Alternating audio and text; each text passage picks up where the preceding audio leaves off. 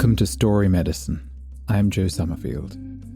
For over 20 years, I've been working to better understand and support people in navigating this human experience. I've come to believe that stories are encoded with the collective wisdom of all who have come before us, that they bring us into connection with the collective unconscious, and contain treasure waiting to be decoded. This podcast explores traditional tales through that lens. Each episode offers a story told in full, an exploration of the medicine it may carry, and practices to help you to integrate that medicine. Today's story comes from Russian oral tradition. It's our second encounter with Baba Yaga on this podcast. If you heard the Vasilisa episode, you'll recognize the frame, but this is a different story with different medicine. The tale is sometimes called Baba Yaga and the Kind-Hearted Girl, and it explores what it means to maintain your humanity in impossible circumstances, to continue offering kindness when you're terrified, and how the web of relationships that we weave through simple acts of seeing and responding may one day save our lives. Let's begin. Part 1. The Story. There was once a girl who lived with her father and her stepmother in a small wooden house at the edge of the village. Her own mother had died when she was young, and though her father loved her dearly, he was often away working in the fields, and in time he had remarried. The stepmother did not love the girl. She resented her gentleness, her quiet beauty, and the way that her father's eyes softened when he looked at her. And so she plotted to get rid of her. One grey morning, when the father had gone to market, the stepmother called the girl to her. "I need you to go to my grandmother's house in the forest," she said, with her voice as sweet as honey. "She has a needle and a thread that I require for my sewing. You must fetch them for me." The girl knew at once that this was no ordinary errand. Everyone in the village knew that the stepmother's grandmother was Baba Yaga, the strange one who lived deep in the forest, beyond where the woodcutters dared to go. But she was a dutiful daughter, and so she could not refuse. Before she left, she went to her own mother's sister, her aunt, who lived in a small cottage on the other side of the village. "What must I do?" she asked. "My stepmother sends me to Baba Yaga." Her aunt's face grew pale, but she was a practical woman who knew the old ways. "Listen carefully," she said. "Take this ribbon for the cat, this piece of bread for the dog, this oil for the squeaking gate, and this strip of cloth for the birch tree that weeps. When you arrive, be polite, be respectful, and remember, kindness to small things is never wasted." The girl took these gifts and set off into the forest. She walked for hours, deeper and deeper into the trees, until she came to a clearing, and there stood the house of Baba Yaga. It was a hut that stood on chicken legs, turning slowly and restlessly, as if it could never quite settle. The fence around it was made of bones, and on each post sat a skull with hollow eyes that seemed to watch her approach. The girl's heart was pounding, but she remembered her aunt's words. She stepped forward and spoke clearly. "Grandmother, I have come at my stepmother's request. She needs your needle and thread." The door creaked open, and Baba Yaga sat at her loom, bent and angular, with iron teeth that gleamed when she smiled. "Come in then, child," she said. "Sit, warm yourself. But know this, I set tasks for those that come to me. Can you spin this pile of wood into fine thread by sunset? Can you clean my entire house from top to bottom while I'm gone? If you can, you shall have your needle and thread. If you cannot—" She smiled wider, showing those iron teeth. "Well, we shall see." Baba Yaga left, flying away in her mortar, steering with her pestle and sweeping away her tracks with a broom made of birch twigs. And when she was gone, the house settled on its chicken legs and was still. The girl looked at the pile of wool. It was enormous. She looked at the house, dusty, dark, and cluttered. There was no way that she could complete these tasks before sunset. But then she heard a sound. A thin, hungry mewing. A straggly cat emerged from beneath the loom, its ribs showing, its eyes desperate. The girl reached into her pocket and pulled out the ribbon that her aunt had given her. "Here," she said gently, tying it around the cat's neck. "You are beautiful now." The cat purred, rubbing against her legs. "The old one never feeds me," the cat said, for in Baba Yaga's house animals speak. "But you have been kind, so I will spin your wool." And the cat sat at the spinning wheel and began to work, its paws moving with impossible speed. Next, the mangy dog limped into the house, whimpering with hunger. The girl took out the piece of bread and offered it. "Here," she said, "eat. You need this more than I do." The dog gulped down the bread and looked at her with gratitude. "The old one never feeds me either," the dog said, "but you have been kind. I will clean this house." And the dog began to sweep and dust and scrub, moving through every room with tireless energy. When the girl went outside, she heard the gate squeaking painfully on its rusty hinges, so she took out the oil and rubbed it into the joints until they moved smoothly and silently. "Ah," sighed the gate. "The old one never oils me, but you've been kind. When she returns and asks where you have gone, I will not speak." Near the gate grew a birch, its branches drooping sadly, its bark weeping with sap. The girl took out the strip of cloth and gently bound a broken branch. "Thank you," whispered the birch. "The old one never tends me, but you have been kind. When she pursues you, I will hide you." As the sun began to sink toward the horizon, Baba Yaga returned. She landed in her mortar and climbed down, looking with narrow eyes. The wool was spun, the house was clean. "Someone helped you," she hissed. "Who helped you?" "Only my own 2 hands, grandmother," said the girl. Baba Yaga's eyes gleamed with fury, but she could not deny what had been done.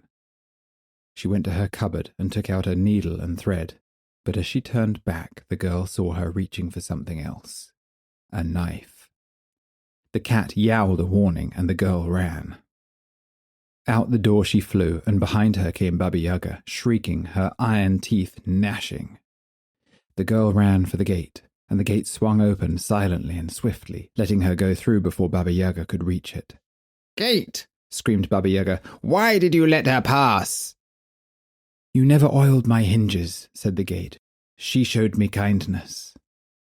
The girl ran into the forest, and Baba Yaga flew after her in her mortar, gaining ground. But the birch tree bent its branches low, creating a canopy that hid the girl from view. "Tree!" shrieked Baba Yaga. "Where did she go?" "You have never bound my wounds," said the birch. "She showed me tenderness." The girl ran on, breath burning in her chest, until she burst from the forest and saw the village ahead. Baba Yaga could not follow beyond the forest's edge. She stopped at the boundary, cursing and spitting, before turning back to her house on chicken legs. The girl returned home. Her stepmother saw her and went white with rage and disbelief. But when the father returned and heard what had happened, he sent the stepmother away. And from that day forward, the girl lived in peace, remembering always that kindness to small things, a hungry cat, a limping dog, a rusty gate, a wounded tree, is never wasted. For these small kindnesses may one day save your life. Part 2. The Medicine. Let's explore the medicine that this story may be offering us. If you listen to the Vasilisa episode of this podcast, you may recognize the opening. A girl living with her father and stepmother sent into the forest to face Baba Yaga. These are distinct stories from Russian oral tradition, but they share the same frame. The difference is crucial, though. Vasilisa had her mother's blessing in the form of a doll, and her story was about learning to trust her own inner knowing, her own fire. This girl has her aunt's practical wisdom, and the story is about something else entirely, about relationship, reciprocity, and what it means to continue offering kindness even when you're terrified. Before we explore deeper, if you know somebody who might appreciate this story's medicine right now, please share this episode with them. And if you're enjoying the podcast and would like others to find it too, please consider subscribing and leaving a review. Thank you. The girl in this story is old enough to make the journey alone, but not yet fully adult. She is at that threshold where childhood protections are dissolving, but adult agency hasn't fully formed. And what she discovers, or what she must discover, is that her father cannot protect her. He loves her, certainly. His eyes soften when he looks at her, but he's often away working in the fields. And he chose poorly when he remarried. Perhaps he was desperate or unwise. And he is absent when the stepmother plots her death.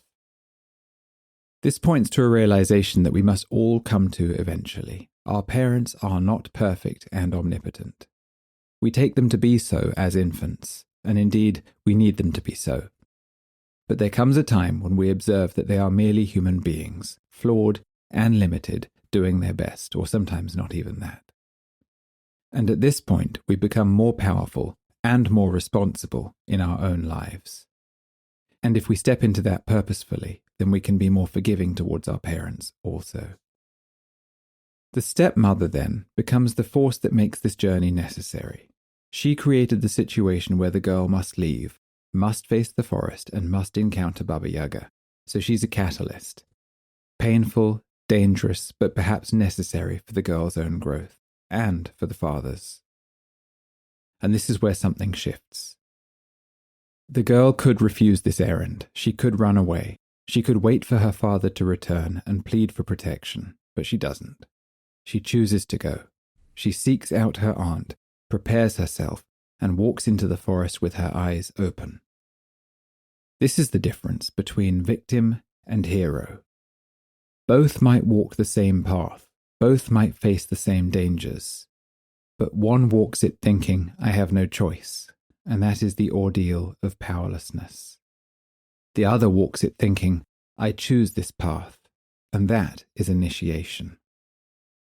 The external circumstances might be identical, but the internal stance transforms everything. The girl faces what must be faced voluntarily, and in doing so, she transforms potential tragedy into the hero's journey. This is medicine with the power to transform our lives in the most fundamental way. So the girl chooses the hero's journey. And notice what the girl does before she goes. She doesn't run away in panic. She doesn't refuse. She goes to her aunt, her mother's sister, who lives on the other side of the village, separate from the family home. The aunt is a bridge figure, and one who still knows the old ways. The aunt is the benevolent crone, the one who stands at the threshold between worlds and knows how to prepare the young for passage. So notice the aunt's reaction. She didn't try to stop it. She knew that there was medicine in this ordeal. And she knew the old ways. She was connected to wisdom, both about the old ways and also about her niece. So she had absolute confidence that connecting the girl to the wisdom would be plenty potent enough to carry her through this threshold. The aunt knows what the girl will need for this, and it isn't weapons or magic spells. It's the capacity to see suffering and respond to it, to make loving sacrifice, even when facing adversity. Now, let's look at what the aunt gives her. Not just any gifts, but specific ones, each addressing a different form of suffering. A ribbon for the cat, recognition and acknowledgement of beauty, even in a straggly, starving creature. Bread for the dog, direct nourishment meeting hunger. Oil for the gate, easing the pain of rusty hinges that have squeaked for years. And cloth for the birch tree, binding wounds and tending to injury. These aren't random acts of kindness. Each gift requires sight or instinct. The cat doesn't need food. It needs to be seen, to be told, you're beautiful. The gate doesn't need feeding. It needs the pain of its constant grinding to be eased. The aunt knows that different suffering requires different medicine, and she gives the girl the tools to offer what each creature actually needs. The girl is required to exercise her deep sight and her instinct in order to offer kindness that's meaningful. She arrives with precise responses to precise forms of suffering, and she knows how and when to offer them.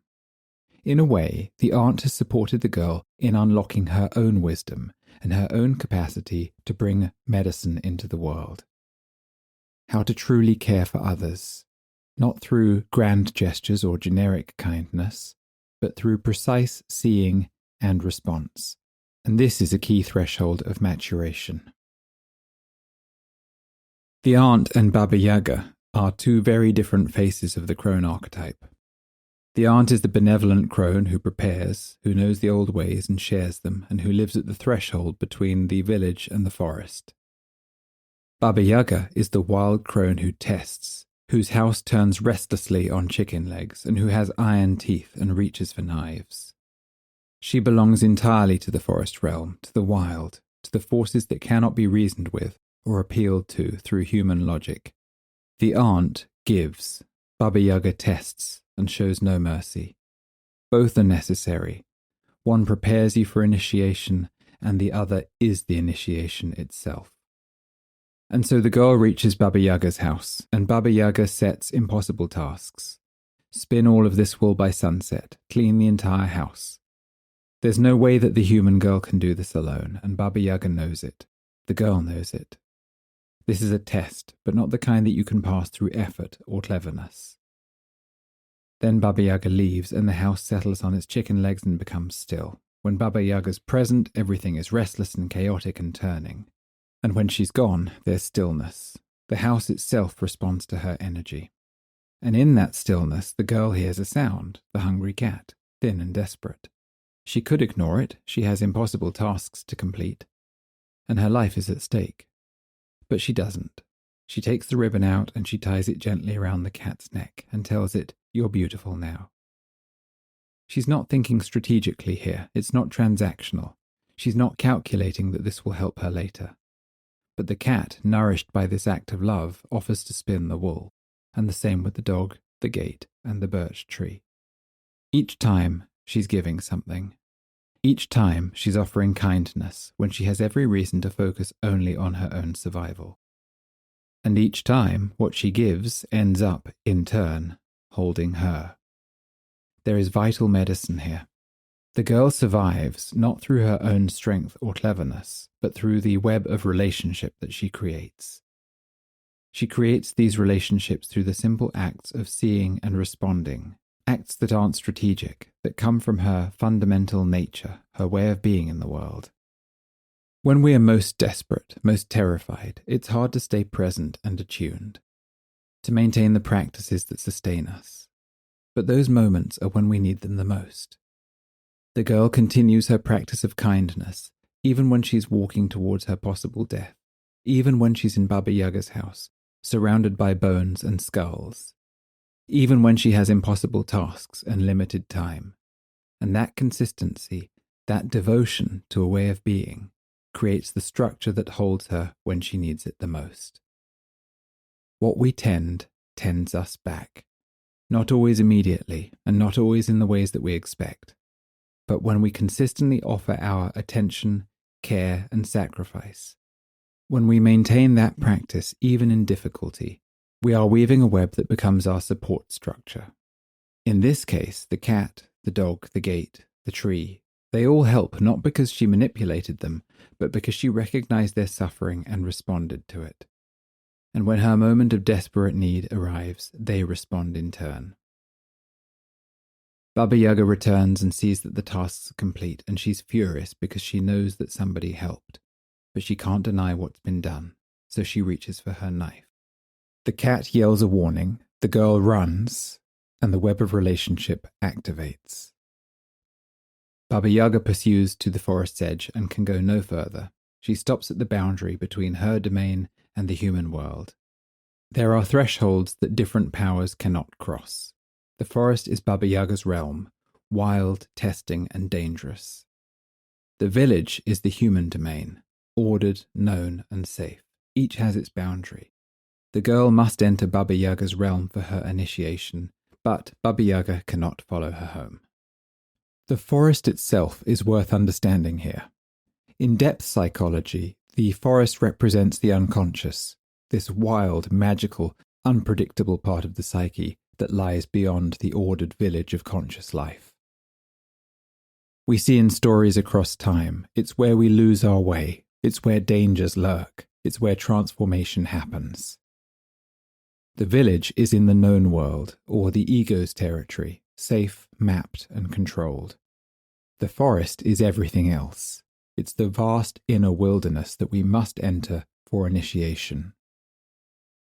Baba Yaga, this wild, magical crone, belongs entirely to this realm. She cannot exist in the village, in conscious daylight, in human order. It would be a contradiction. She is a force of the unconscious itself. The girl must leave the village, consciousness, safety, childhood, and enter the forest, the unconscious, danger, the unknown, transformation, to become herself. There is no initiation without this crossing. And when she returns, she brings something back. She's been to the wild places and she has survived. She's no longer just a village girl. She is changed. She's someone who knows both worlds. This transformation awaits all of us. The girl returns, and in some way her movement causes her father to finally act. He sends the stepmother away. Perhaps the girl needed to survive without his protection before he could recognize the danger that he'd left her in, and both the girl and the father could evolve.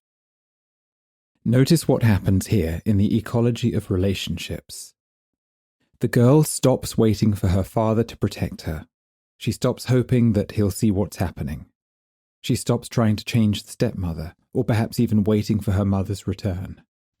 She simply walks her own path. She faces what must be faced, and her movement, her choice to change herself, rather than wait for others to change, shifts the entire system.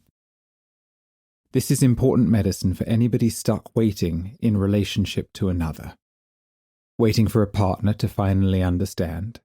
Waiting for a parent to finally see us. Waiting for a situation to change before we can move forwards. The girl teaches us something else.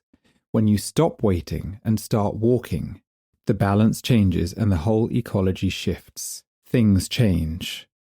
Sometimes the other person wakes up, like the father finally did. But sometimes they don't, and you discover that you no longer need them to. But either way, you are no longer stuck feeling at the mercy of another. You're no longer hostage to somebody else's change. You have claimed your own agency and your own movement, and so your own life. It is valuable to remember this. But here's what the story knows. The girl didn't survive because her father eventually acted. She survived because of who she chose to be in impossible circumstances. Because she took the hero's path. She survived because she drew on old wisdom. She survived because she maintained her practice of seeing and tending even when terrified. She survived because small kindnesses offered consistently create relationships that hold us when we most need holding. This is medicine for those moments when we have no good options, when we must walk into danger, when the people who should protect us cannot or will not, or when we're given tasks that we can't complete alone. This story doesn't promise us safety, it promises us something else. That who we choose to be matters. That kindness to small things is never wasted. That the practice of seeing and responding to suffering, maintained even in difficulty, weaves a web of relationship that may one day save our lives. Not because we earned it, not because we were strategic, but because we remained human in circumstances designed to make us hard. Part 3. Integration Practices. Here are 3 practices to help you integrate this story's medicine. First practice, the voluntary stance. This week, identify one situation in your life that feels like an ordeal, something that you're facing reluctantly, something that feels imposed on you. It might be a difficult conversation, a challenging responsibility, or a threshold that you must cross. Take 15 minutes to write 2 versions of this situation. First, write it from the victim consciousness. I have no choice. This is happening to me. I'm being forced into this. and write everything that comes. Then write it again from a heroic stance. I choose to walk this path. I am facing what must be faced. There is treasure beyond this dragon. And notice what shifts.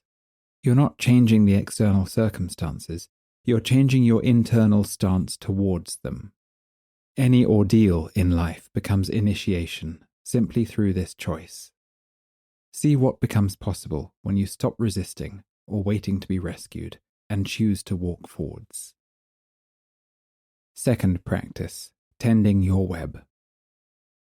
The girl survived through relationships that she'd woven by acting from love. For the next week, practice this. Each day, notice 3 small things that are suffering or neglected. Not grand gestures, small things. A houseplant that needs water, a relationship that needs a message, a part of your home that's been ignored, offering warmth to someone who needs it. Tend to these things. Not strategically, not because you'll get something back, but simply as a part of your devotional practice. Keep a brief note of what you tended each day, and at the end of the week, notice what you feel. You're not trying to achieve anything, you're practicing a way of being. You're weaving a web through simple acts of seeing and responding. What we tend tends us back, but that's not why we do it. Third practice, finding your benevolent crone.